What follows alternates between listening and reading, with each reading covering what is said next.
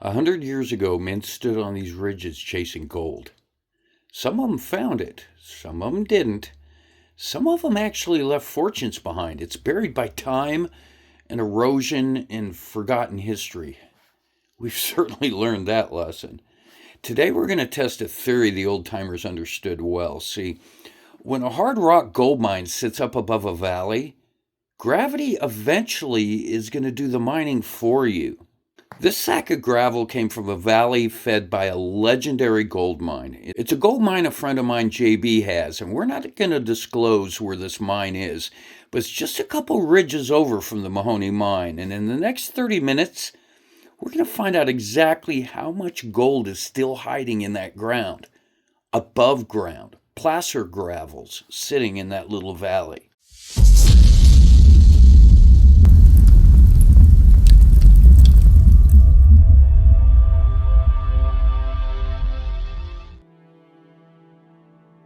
Welcome back, everyone. I'm Douglas. Of course, you all know Tonya and Radar, our mining puppy. This is the Mahoney Mine. We're a 125-year-old gold and silver mine that's being brought back to life in the mountains above Virginia City, Nevada. But today, we're stepping away from our own tunnel for the moment, and we're going to head a couple of ridges over. See, a friend of ours, JB, owns a claim over there, and his ground was once a highly profitable hard rock gold mine. So for over the past 100 years, erosion has been quietly washing the gold downhill. It's almost as if nature is running its own stamp mill. See, when the old-timers found a gold vein in solid rock, they followed it underground. But every rainstorm since then, every freeze, every winter, every little ore body collapse has broken tiny pieces loose. And gold is heavy. It's heavier than most anything else that you find in nature, so when the mountain breaks it down, the gold can't travel far, and it settles in little valleys and natural traps against the bedrock. It's in the low spots because of its weight. So this little valley is kind of like a slow-motion gold concentrator. Well, today we're going to test out exactly how rich that placer gravel still is. JB sent us a bag, and we're going to process it. Now, JB is a very dear friend of ours, and I can't wait to process this ore. It's just raw placer gravel. If there's gold still in there, it's because history put it there, and it's been waiting for us to extract it for over 100 years. So first off, let's see what it weighs. About 15 and a half, so for the bag and for the moisture and everything, we're going to call it 15 pounds of ore. So we're going to do 15 pounds of ore. And let's see how many grams of gold we get out of this puppy. All right, this dirt is wet. It's been covered with snow and been sitting out here for 6 months. So we've got the roaster up. We're gonna roast it up, get it good and dry and solid, and then we'll run it through the crusher.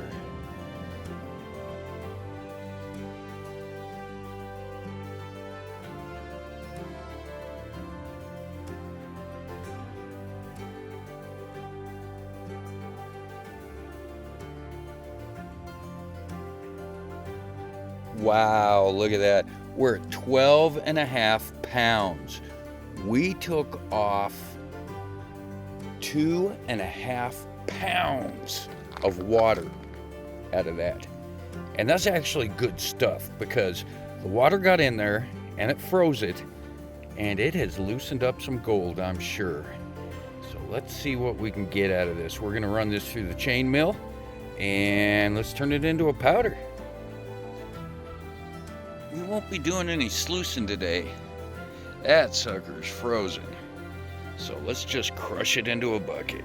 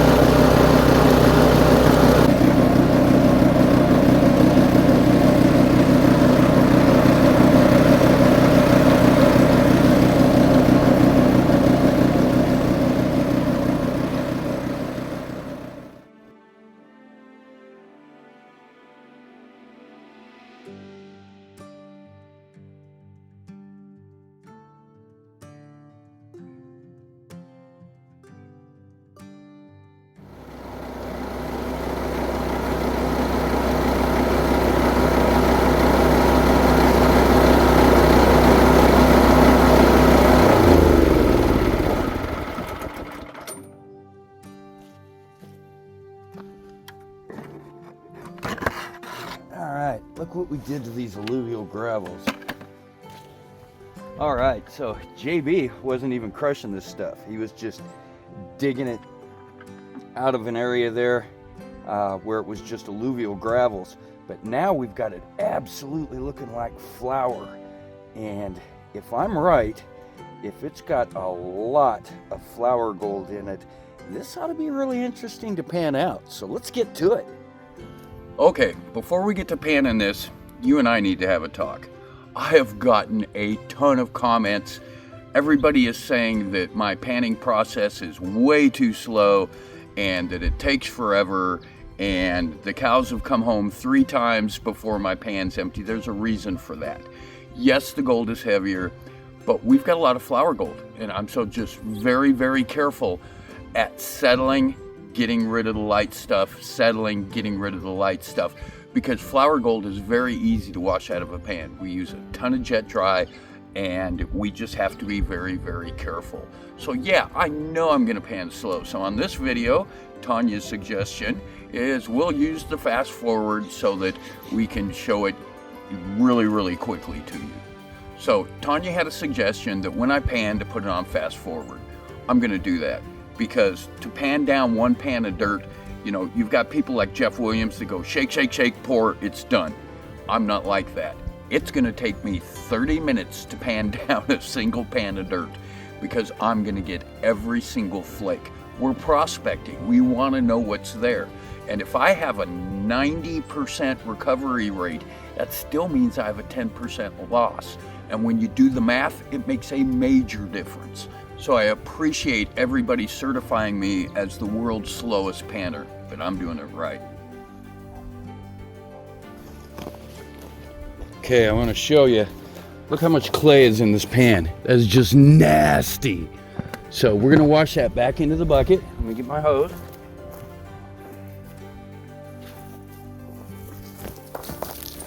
All right, we're gonna wash this back into the bucket. Look at how terrible that is. Look at all the clay in there. But there's a way to get rid of all the clay and just leave the good ore. I'm gonna show that to you. Let me wash down this pan real quick. Oh, that's nasty.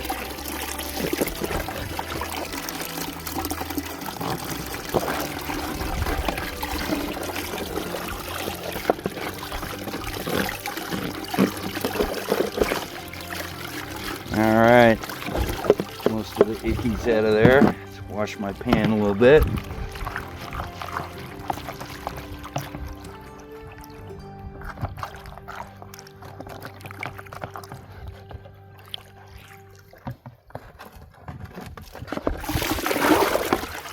All right, and this is what you do is, you know, with a hose, how you can make it run faster by putting your thumb over the end of it.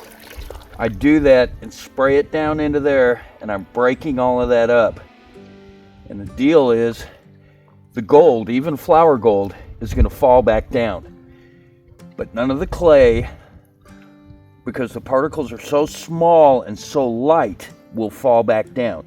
So I'm literally washing my dirt. It sounds really weird, but wash your dirt. You just wash it like that and pour it out. Look at that nastiness. And then just spray it back down in there, and this takes quite a while. This is, you know, it'll take 10 minutes to get this to where the water is clean and the clay is all broken up.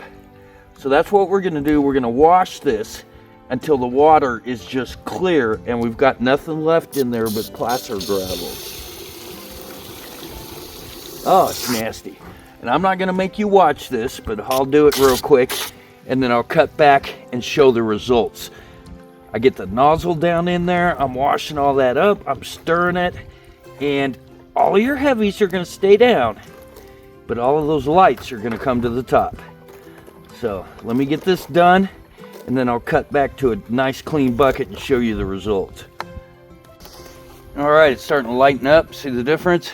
It's starting to actually get a little bit clearer.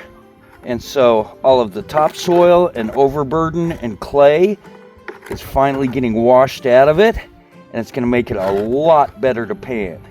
And I'll bet we're going to lose 50% of the volume of what was in there just because a lot of it was just topsoil and clay.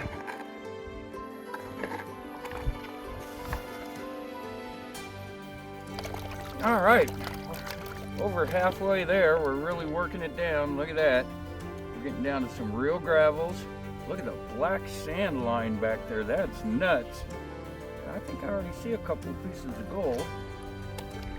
So let's work it down.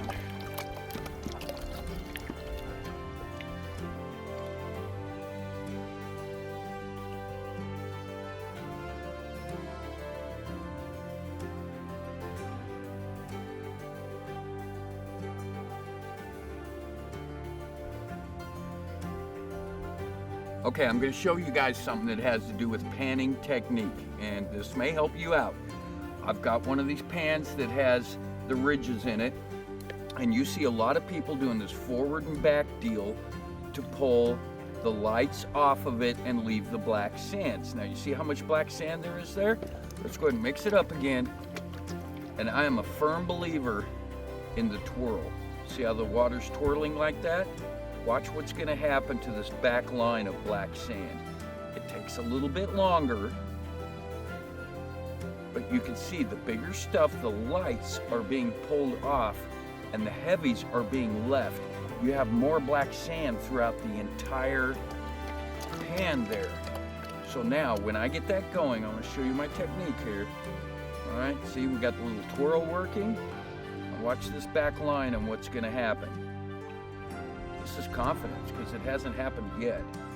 But look, see how the black sands are rolling here? Okay, you're going to hold more in your pan that way.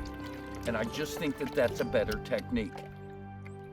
Hit the comments section. Tell me what you think. Tell me about your technique. What works for you? Everybody's a little different.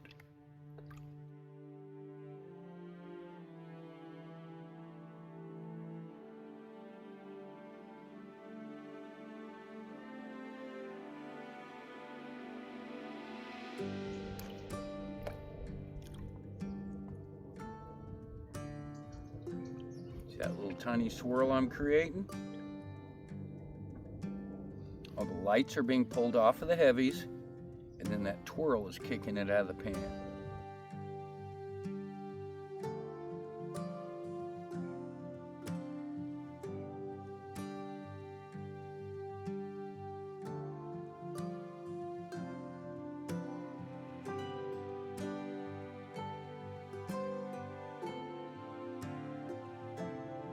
Okay, this isn't one of those where there's a little bit of gold in the pan. This is one of those where there is a ton of gold in the pan. I don't know how good the camera's gonna pick that up. Look at those chunkies. Look at all the flour gold. That is a hot spot. All right, this spring, yes, if we'd bring our trommel out there and we'd run a bunch of this material, you're darn skippy you guys are gonna see so much gold. Look at that! All right, I went in the house and I made some notes, and I'm gonna be very conservative and say that's a 1/4 gram. I believe it's more than that. It might be more like a third, maybe even approaching 1/2 gram, but that's about what we got, okay? We had 12.5 pounds of ore, and we got about a 1/4 gram of gold out of it. That's a good conservative estimate. So that would make 1 gram, 12.5, that's 50 pounds, okay? So 50 pounds of dirt is gonna carry a gram. And 40 grams per ton is about what that works out to. So what does 40 grams a ton mean? Well, an ounce is 28.35 grams. And so it's actually 1.41 ounces of gold per ton. And from myself, Tonya, and of course Radar, we greatly appreciate you being subscribers and tuning into our channel. Man, this is just the beginning of the adventure. There's so much more that's gonna go on. This spring we'll take the trommel up, we'll work JB's claim with him. We're opening our mine and retimbering. There is so much going on. And have you seen the price of gold and silver? Okay, today The price of silver is over $100 an ounce. A silver dollar, and Nevada's known for them, but a typical silver dollar is now America's $100 bill.